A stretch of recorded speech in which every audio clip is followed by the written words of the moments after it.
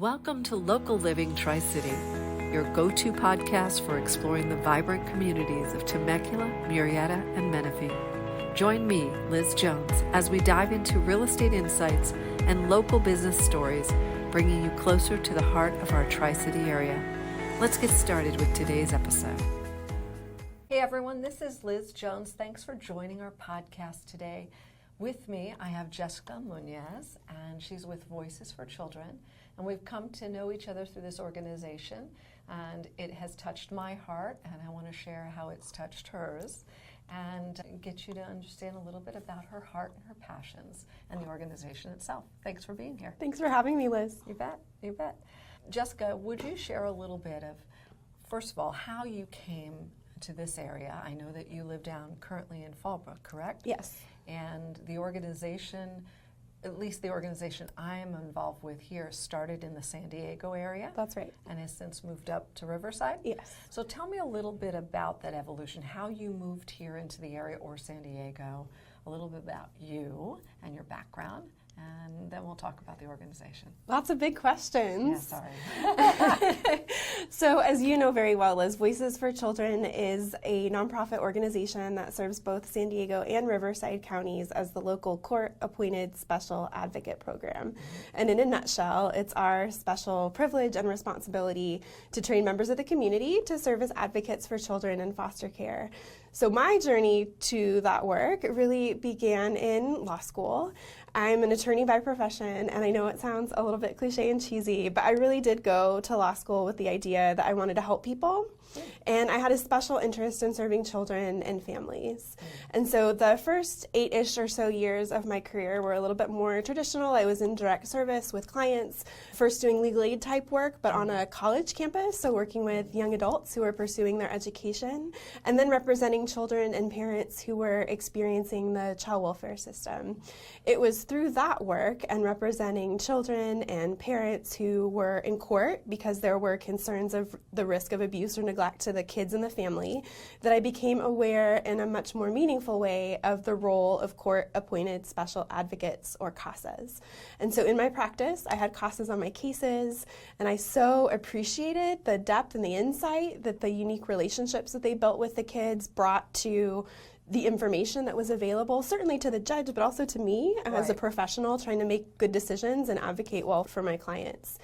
And very long story short, in an amazing twist of fate, when Voices for Children had the opportunity to expand into Riverside County, they were looking for someone to lead that effort, and I'm really grateful that that got to be me. And so they met you through your work that you were doing, and there was kind of a synergy, and then they said, hey, let's go ahead and try to work this out together and open up the Riverside County area? There was. So I had an opportunity to meet some of the people who are now my colleagues at Voices for Children through my direct representation of clients. And in between the time that I was doing more sort of typical lawyer work and my work here at Voices for Children, I also worked at UC San Diego, where I worked alongside students and faculty and staff to cultivate a program that would serve students who were undocumented. And it was during that period of time that I realized I had two loves. I loved the child welfare system, I loved working with young people, and I also had this interest in growing and building things and growing and building programs. And that was really hard to reconcile with how much I loved the law and being in court and being able to be an advocate. And so I learned that Voices for Children was expanding into Riverside County, was recruiting somebody to be a part of that team. And I thought, oh my gosh, if ever there was a way to have my cake and eat it too, to do the work that I think is really my heart's work, and then also to continue flexing this muscle that I didn't even necessarily realize at the outset of my career that I had. And that was 8.5 years ago, and I'm even more grateful today than I was the day I learned I was part of the team. Wow. Now, what is your current role that you hold with the organization? So today I'm the president and CEO of Voices for Children. So the whole umbrella of this area of San Diego and Riverside. So that dream really did come to fruition. It really did, yes. Tell me a little bit about the people that work with you, what they do, the size of your organization, how far-reaching that goes. So this will I think, share with everyone how maybe nerdy and geeky my brain is. But there are many things I love about working at Voices for Children. One of the most fun and the most special, though, I think for me, is how interdisciplinary our team is. We all come to this work with lots of different educational backgrounds, with lots of different sets of experience. Mine happens to be in law. I have colleagues who have experience as classroom teachers or social workers, in psychology, in domestic violence, working with lots of different structures of how to support and navigate really integrating volunteer service into an organization, organizations that are very large, like the Red Cross, the Peace Corps. So I always say that none of us has all the answers, but working together, we can come up with just about most of the answers. That's exciting. So would you say that, how many CASAs serve this area right now? In both San Diego and Riverside counties, we have a total of more than 1,300. Seriously? Yes, CASA volunteers. In Riverside County, that number is closer to 400, but I'm thrilled to share that about a third of them are here in the southwest part of the county. Our Riverside County program is 9 years old, and our San Diego County program is 44 years old. Okay, so by comparison, yes, you're doing pretty well. Yes, so the Riverside County program has really grown in an amazing way since its inception, which some days feels like yesterday and some days feels like a very long time ago. But we're really proud of all the community has allowed us to accomplish here. Now, for 400 volunteers or CASAs that are serving this community, how many children will be served with that? So this year, I'm really happy to say we will serve almost 600 children in Riverside County kidding. alone. Wow. Yes. And what is the need in the community for kids to So- be served? So that's the other side of the coin. So in Riverside County, we expect that between 4,500 to 5,000 children will spend time in foster care during some portion of the year. So as proud as we are that we now have the capacity to serve several hundred children, we know that the community really needs us to continue to grow. And the growth that we have made and the strides that we've made toward that are really because of community members who've stepped up to serve as volunteers. Wow, that's terrific. So would you say there's a equal amount of male to female ratio of great need? I mean, do you have 50% of male CASAs, 50% of young men that need to be served? What is the ratio? How can we, help? Where's a shortage? Like most CASA programs around the country, and in fact many organizations who pair adults with youth for a relationship-based program, we have many more women who are stepping up to volunteer than men. All of the men who choose to become CASAs will be assigned to a boy for the simple reason that some of the youth who are waiting are youth who are waiting because they specifically have requested a male CASA, and it's usually our older boys. Sure. So it's hard because I never want to give the impression that anyone who is interested in becoming a CASA shouldn't learn more. We need everyone. Right. But if there are some gentlemen listening who are particularly interested, we would really love them to learn more too.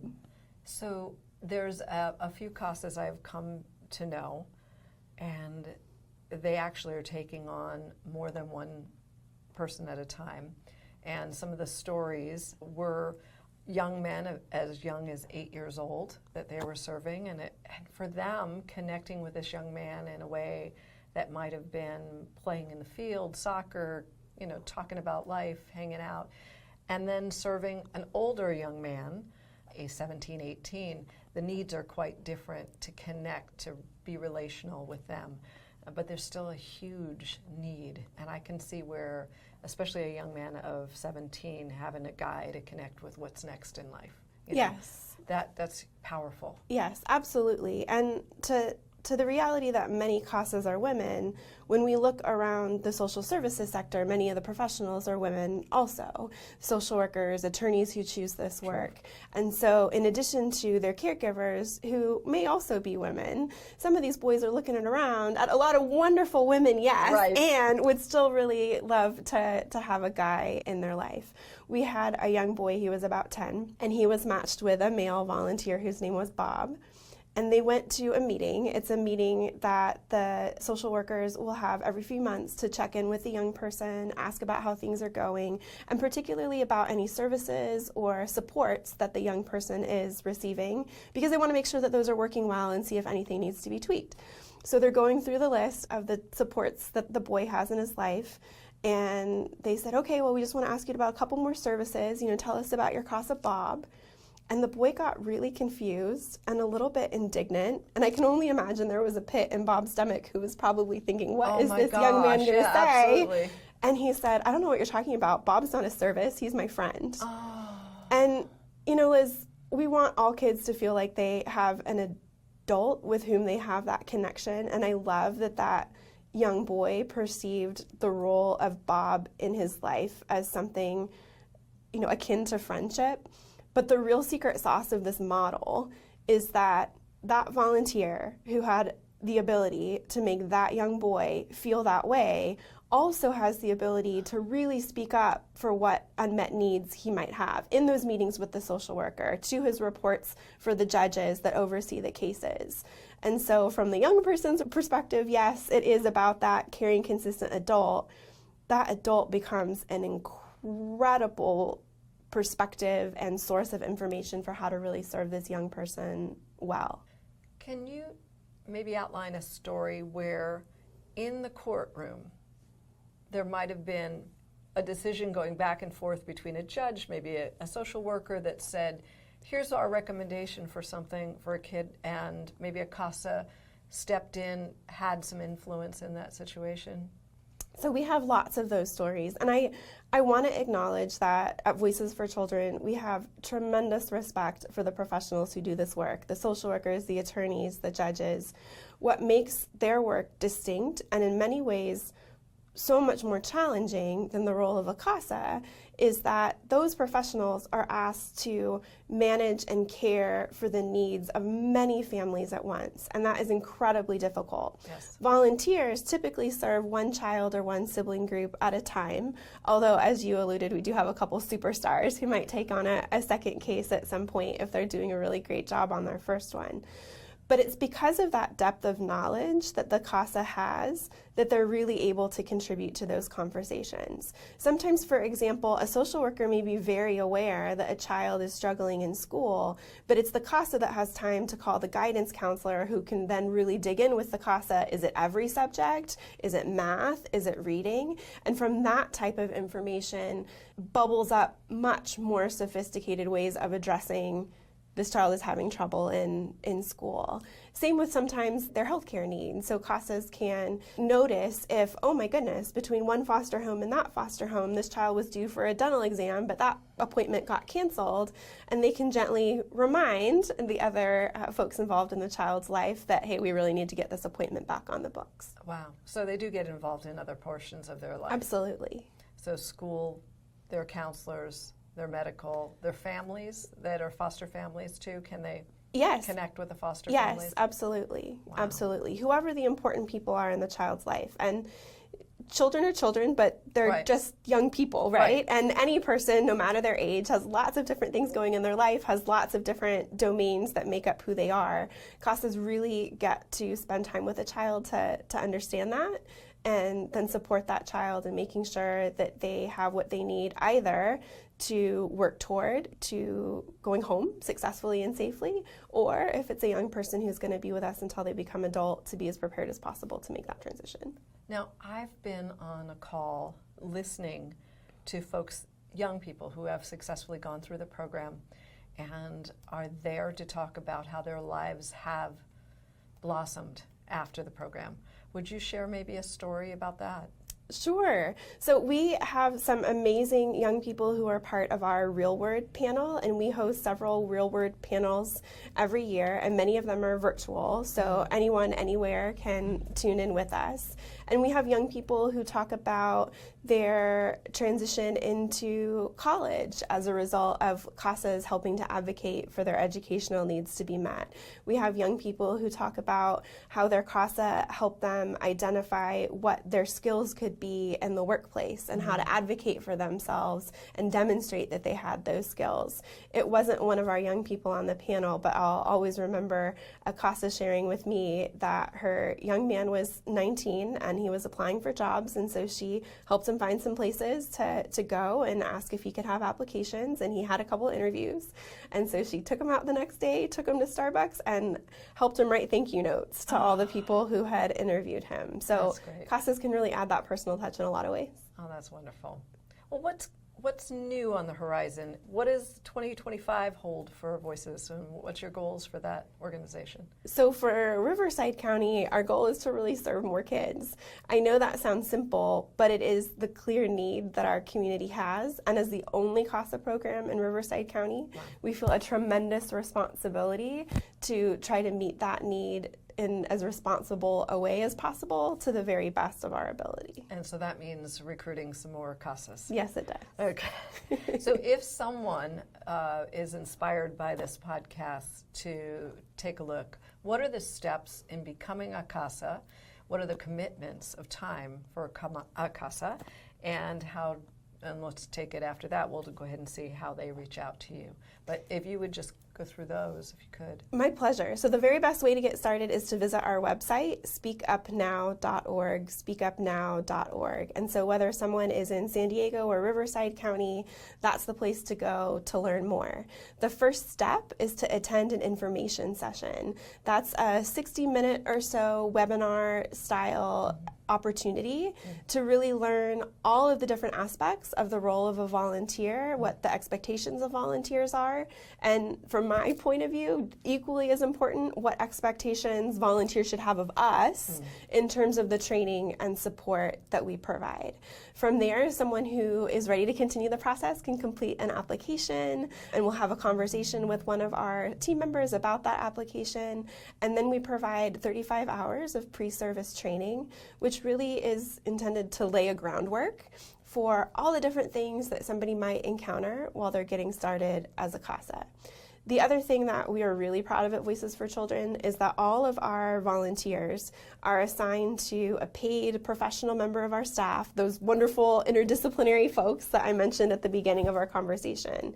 And so every single volunteer has that go-to person, their right hand, their cheerleader, their navigator, who can really guide them so that the volunteer can focus on the child and their needs. Well, that's wonderful. And then there's a commitment of time that you really like, because obviously it's not good for the kids. They have a lot of change that's happening in their lives as it is, hopping house to house. Yes. So what is the commitment that we hope a CASA will give? So we hope that CASAs will go into the experience prepared to make a commitment of 12 to 18 months. We know that no one has a crystal ball, but ideally someone should feel fairly confident that in the next 18 months or so, there isn't a major life change coming up that would interrupt their ability to be a CASA. That said, we have CASAs in some instances who've been with their kids for 7, 8, 9 years. There's a connection there. There is a connection there. And so we are so grateful when people go above and beyond in their service in that way. Most of our volunteers, too, tell us that they spend about 10 hours a month on their advocacy in some way. Some of that is time spent with the child, visits, outings. Some of it could be reading a social work report. Some of it could be having a phone call with the teacher or maybe a caregiver. Sometimes it's something like attending graduation or a football game. So that can look like a lot of things. Yeah. So that's not really a huge time commitment when you're thinking about investing in someone's life and changing such a life to inspire them to be more and be all that they can be. My colleague says that if you have time to watch Dancing with the Stars, you have time to be a CASA. It's true. I like that. Maybe that's a new tagline. That's right. So if we want to connect a potential CASA with Voices, speakout.org, speakupnow.org. Yes. And then they can go to those steps. That's right. Wonderful. Well, that's kind of exciting. I think that if you knew what an influence this could make on young life, that you'd probably be visiting that website tomorrow. From watching Jessica over the last couple of years and Sharon and all the others that are connected, their passion for young people is incredible. I thank you. I know that it's a huge time commitment from you and your whole staff. I know that you wouldn't do it any other way. And I know the impact from watching the kids that graduate through the program, what they are really like. So thank you so much for taking the time to explain this, to get involved with our community.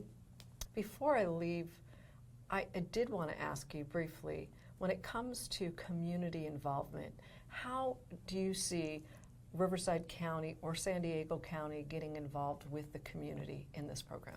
So there's a few different ways that people can get involved with us. As we've mentioned, we always have a need, in both counties for that matter, for individuals who have the time in their life and space in their heart to take on the role of serving as a CASA. We are a nonprofit organization, so we raise every dollar that is needed to recruit and train and then provide excellent support for our volunteers. So we always appreciate financial investments in our work. And it's also really, really helpful to pass on what you've learned as a result of listening to this conversation. So maybe the timing isn't right for somebody who might hear our conversation today, but if they know someone who would make a great CASA, we hope that they will introduce them to our mission. And I'll add to that, if you happen to know someone who is a CASA, thank them. They are amazing, dedicated people. We cannot do this work without them. They are the heart and hands of what we do. So if you happen to have a CASA in your life, then please join us in rallying around them and supporting them and loving them up, because we just can't serve kids this way without their help and their advocacy. That's wonderful. Well, everyone, if you have any questions, please reach out to Jessica. We will have the website at the bottom of this for the visuals. And I thank you so much for taking the time out of your day and driving all the way up here to do that. Thank you for having me. And congratulations on all the growth. And I pray that we have lots of people that are inspired to do more. Thank you, Liz. Thank you so we much. appreciate you. Thank you for listening to Local Living Tri-City. Stay tuned for more insights and stories from Temecula, Murrieta, Menifee, and surrounding areas. Be sure to subscribe, leave a review, and share this episode with a friend that is passionate about the Tri-City area as you are. Goodbye for now, and we'll see you next episode.